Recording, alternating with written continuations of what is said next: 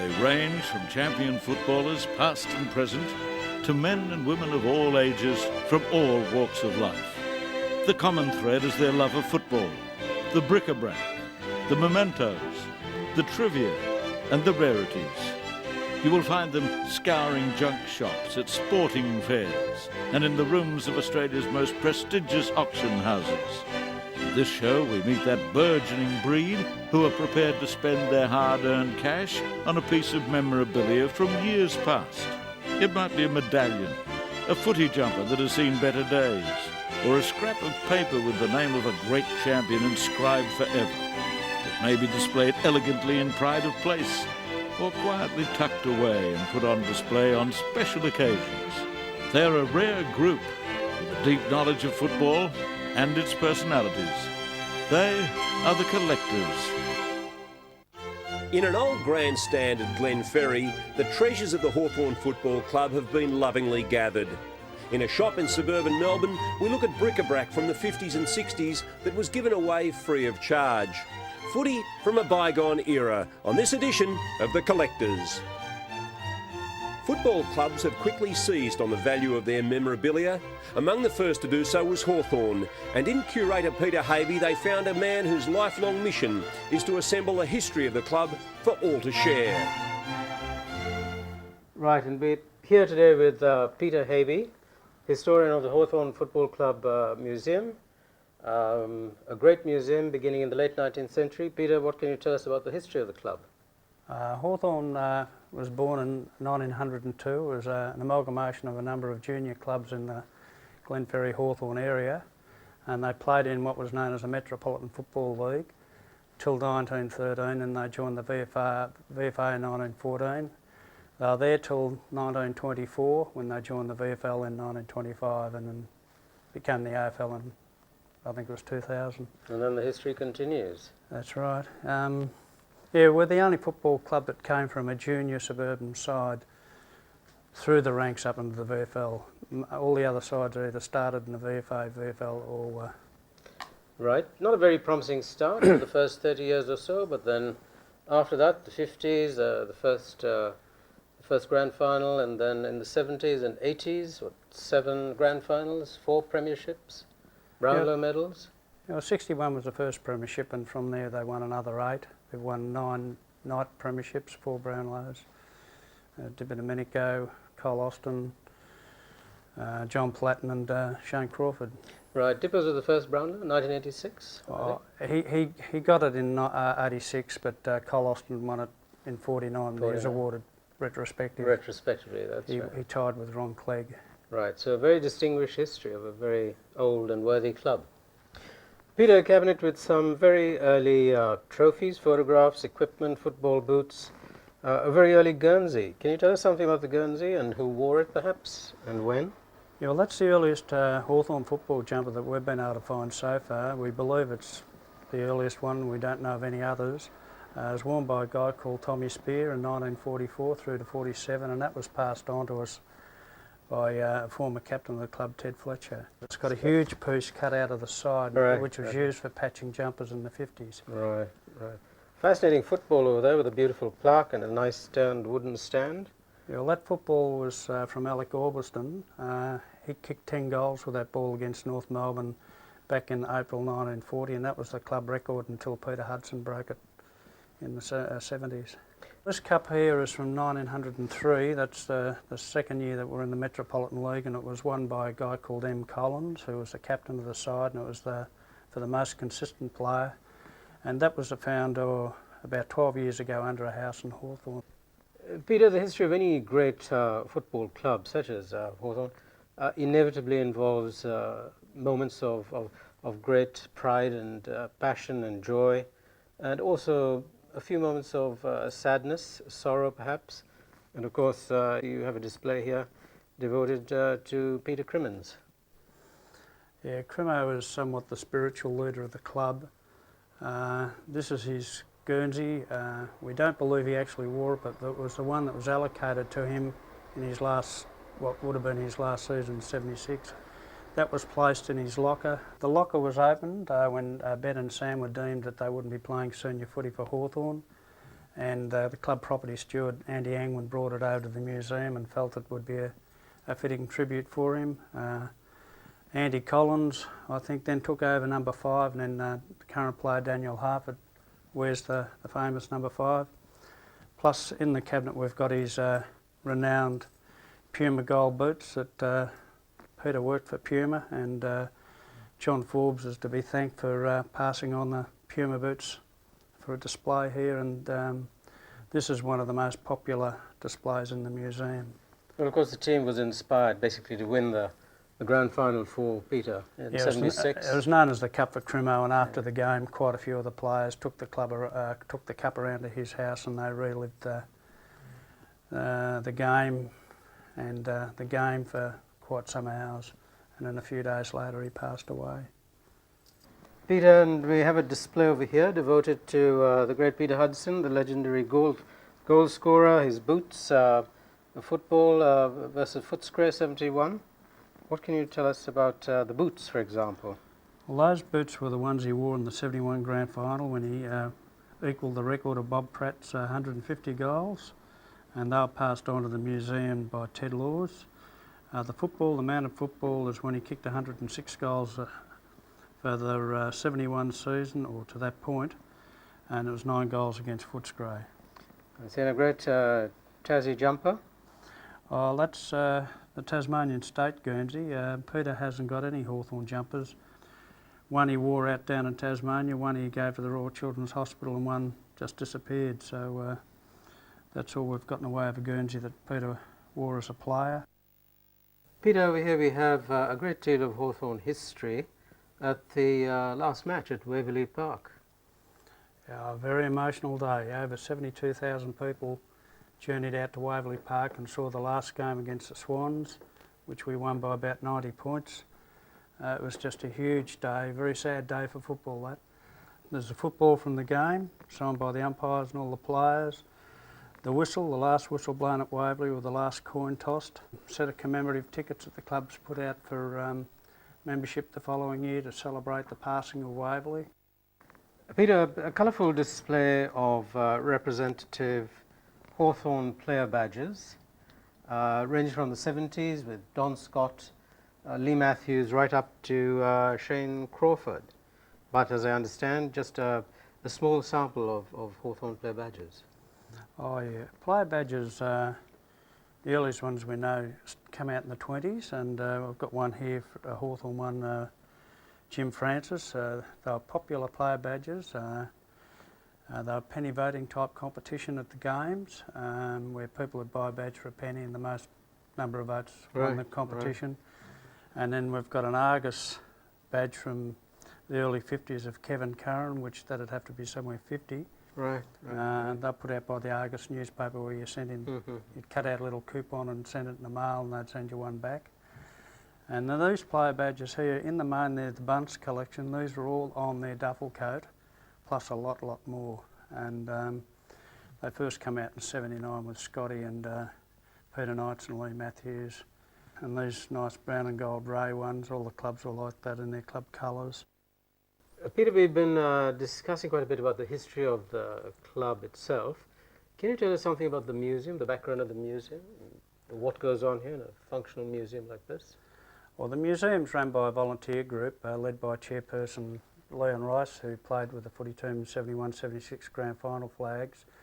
We first started in here as a museum in '93 with 2 jumpers and 1 small glass cabinet for a family day, and the people thought that was terrific, and from that it's grown to probably the biggest Guernsey collection in Australian footy.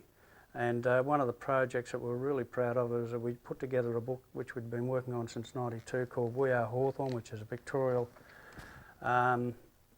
history of the club. All the team photos that are up here on display are in this book. And then we put out this marvellous limited edition. A marvellous limited edition, which is actually Guernsey bound, and that's got signatures on the inside front page of all the Hawthorn representatives in the Australian Football Hall of Fame, the 9 of them. And of course the marvellous silk brown and gold markers. Oh yeah, we love our brown and gold. Peter, thank you so much for sharing all your history of Hawthorn Club with us. Thank you very much. Thanks. And I'm sure our viewers will be delighted as well. Just Collectibles is the ideal place to visit if you're keen on football memorabilia. If the collecting bug has bitten you, George Zack is the man to help. We visited his shop with our expert, Rick Milne. Hello, I'm Rick Milne, and here I am at Chapel Street in Paran.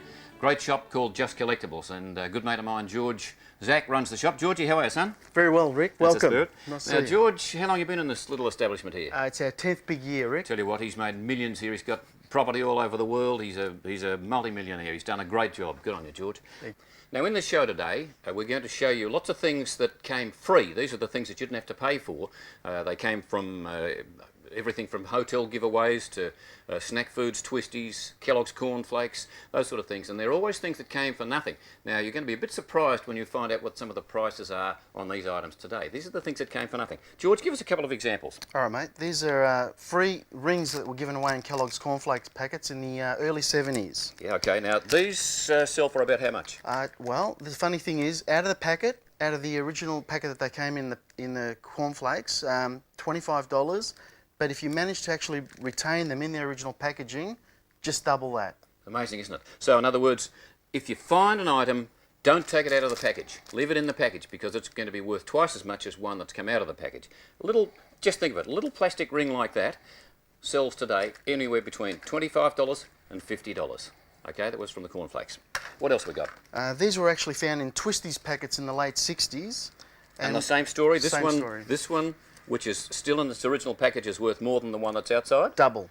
Double the price. Just double it. Amazing stuff. So these came free. Remember, free with the Twisties packets. This one is worth how much? About 25. 25, and this one in its original package is worth 50. So as I said, hang on to it. If you've got the original package, don't take it out. Whatever you do, leave it in the original package. We return to Just Collectibles with Rick Milne and the owner George Zack after this break. You're watching The Collectors on the Fox Footy Channel. Okay, now this is Richmond versus Essendon. I think these things are terrible. I hate them. But there are lots of collectors. They came with Cornies, which was a breakfast cereal, late 40s, early 50s. And these came in the packet. If you weren't careful, you could swallow one with your breakfast cereal, which wouldn't have been too handy. But I think these are awful little things. However, as I said, extremely collectible. George, give us a bit of a story on these. How many were in each of the sets? Well, there's the 12 teams, obviously, from the period. But not only that, you have to admire anyone who's managed to finish a set of these. How many per team? Rick, there was 20 per team. So it's 20 times 12 is... 240 in the set, Oh. and I've yet to see one in any other format except in this format. So we've never seen one in a packet. Perhaps they were never issued in a packet. I don't think they were. I think they came in the cereal. But they don't even look like footballers. That's the ridiculous part. What are they worth? Well, we think at minimum $25 a piece. So if you want 240 and 240 at $25 a piece, that's rather a lot of bickies, It's a lot of money, and I don't think money's an issue here. It's actually finding them. They're rare as. They are too. You're right about that. Rick, you'd remember these, surely. You've got about 10 boys at home growing up in the early 70s. Yeah. How many cornflakes packets did you go through? Tell you what, we went through heaps on these. These are called, what, roller goals, weren't Roller they? goals, my friend, and they're magnificent little collectibles now. Yeah. Now, same old story. There's one that comes out of its packet, and it's worth about half the price. The others, what, about 25 on these? I think 25 is a good price, yeah. And there's one in the original packet, as it would have come in the cornflakes. This was Kellogg's, wasn't it? This one? Kellogg's cornflakes, 72, 73. There we go. And this one, in its original package, is worth around the $50 mark. So, again, $25 if it's out of the packet, $50 if it's in the packet. Remember, these were free. These actually came in the cornflakes for absolutely nothing. So just imagine the price today. It's amazing, isn't it? And, of course, it always helps if the little ball thing that you try and put through the goals and that, it always helps if that is still rolling around in the thing, as it is on both of these. So that's pretty good. Rick, these are fairly interesting in that we know they came out of at least two different products. Absolutely, Kellogg's cornflakes had them in the early Definitely, 70s. yes, yeah. Mm. And we're pretty sure that the ones with the, funnily enough, the actual metal pin backs came out of Milo packets. Now, they must have been under the tin and in between the foil, so that wouldn't have been an issue in the actual Milo product. No. Tell you what, a bit interesting about these, the Milo ones, which we've got here, have got that little pin in it. So they held up pretty well. But the Kellogg's ones had this ridiculous little plastic sort of a pin thing in the back, and they broke off. I mean, you put the things on, and they break just in a second, you know. So that little plastic thing in the Kellogg's ones is a very high failure rate on those. As a result, the prices are always better for the Kellogg's ones if the little pin thing is in the back of it than if the pin has been broken off, because obviously people want things in original condition. Now, this one are the Mighty Cats. The Mighty Cats, in fact, and Mighty Cats on both of them, is it? It is. So that's the Milo version, and that's the Kellogg's version.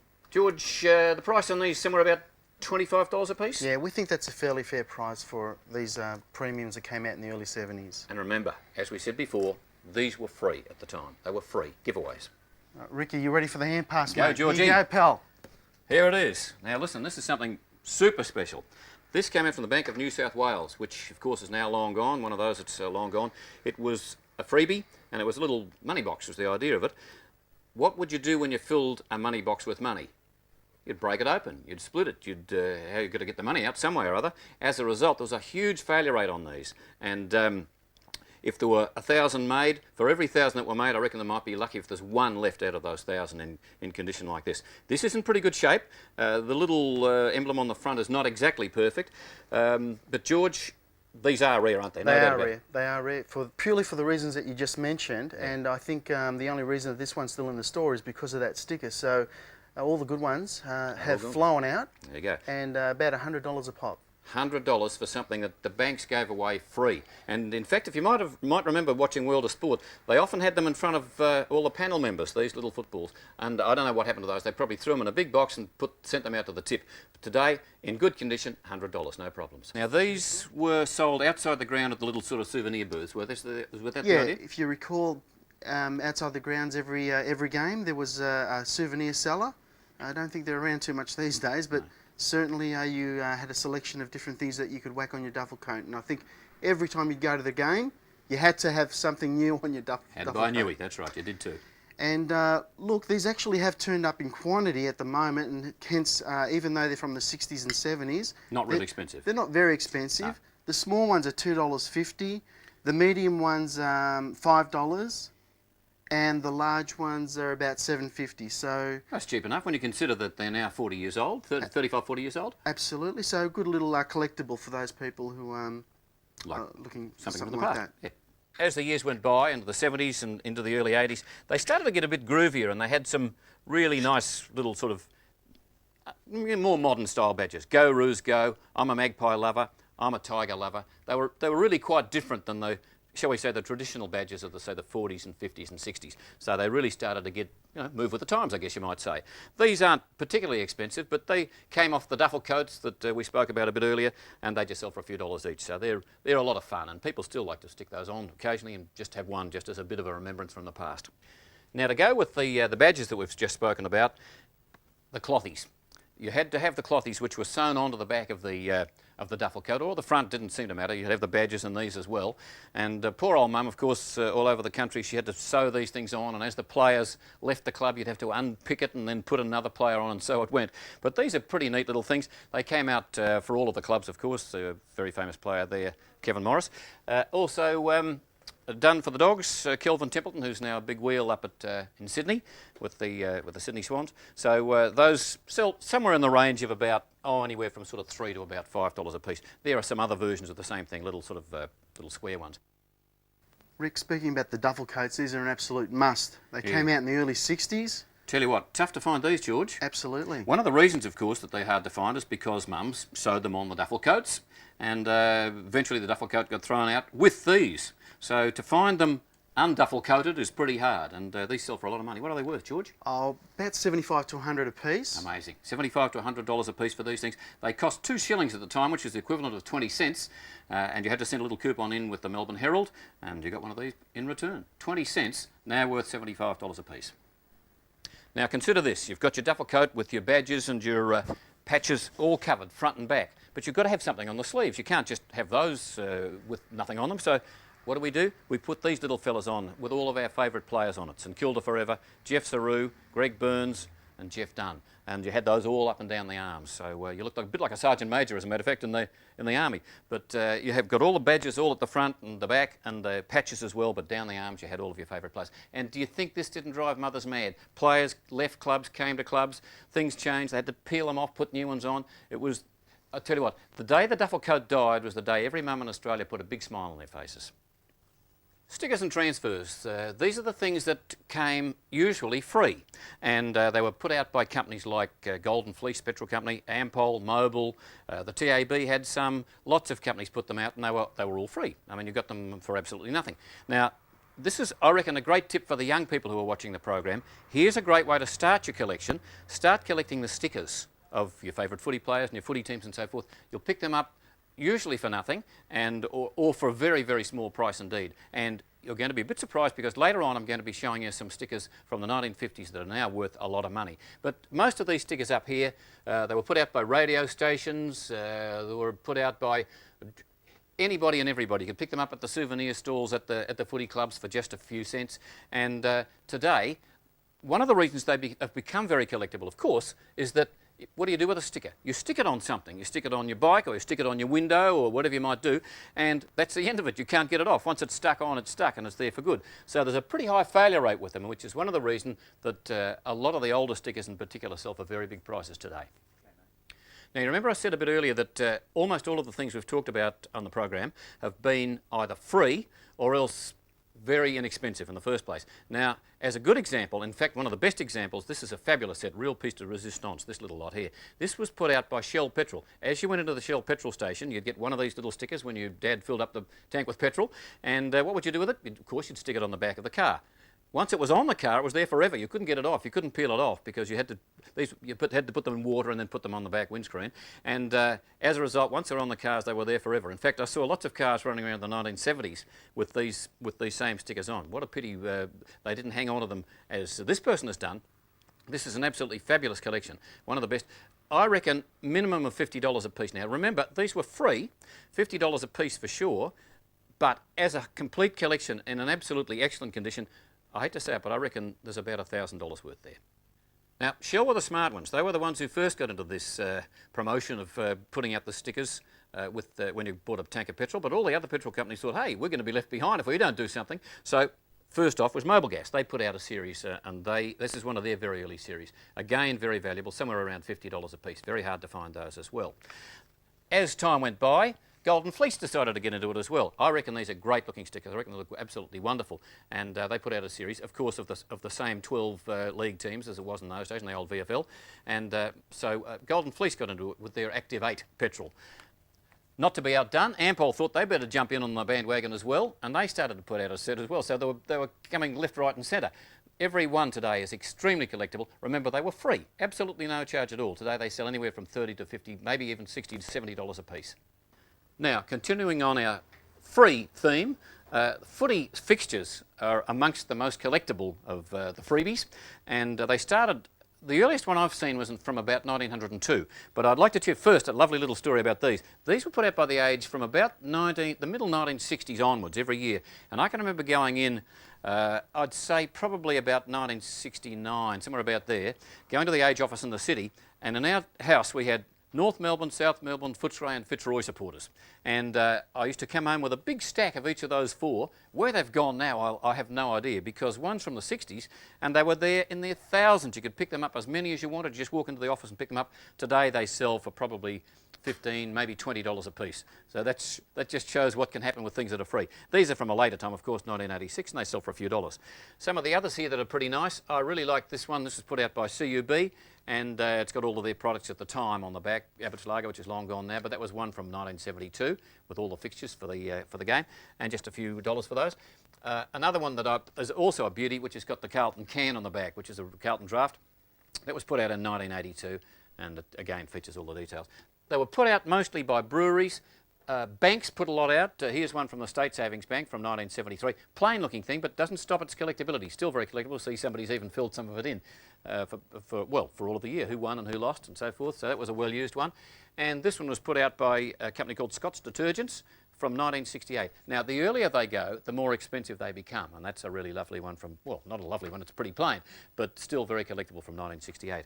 Some of as I said, the earliest one, the most beautiful one I ever saw, George had it here in his shop at Just Collectibles only about 4 or 5 years ago, and it was from sometime between 1908 and 1915, because it included the university football team, who only played in the VFL during those years.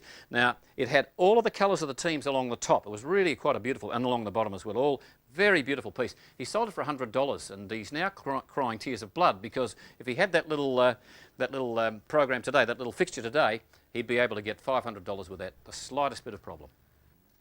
Now, here's one of the ultimates in footy fixtures. This is one that was put out by Courage, which is, of course, is long gone now.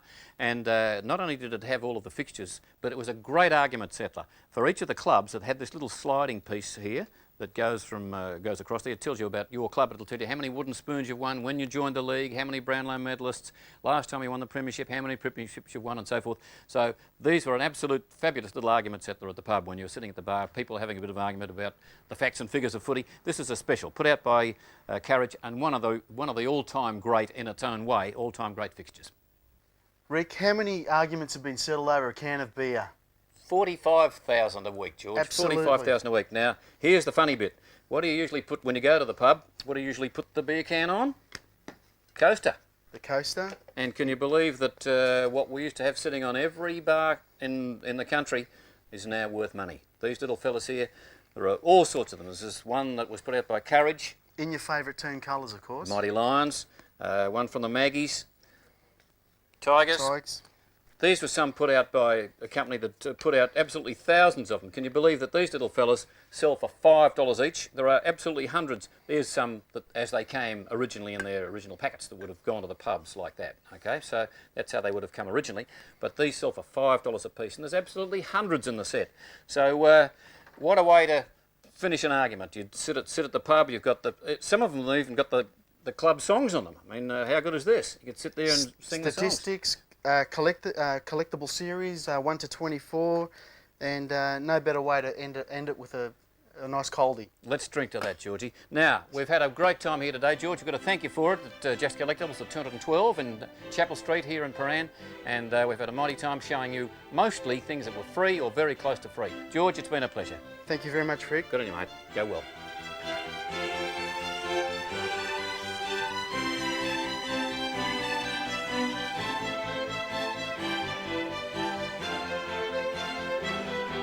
The Hawthorn Museum and Just Collectibles, havens for those who love the odd, the rare and the quirky, and featured this week on The Collectors.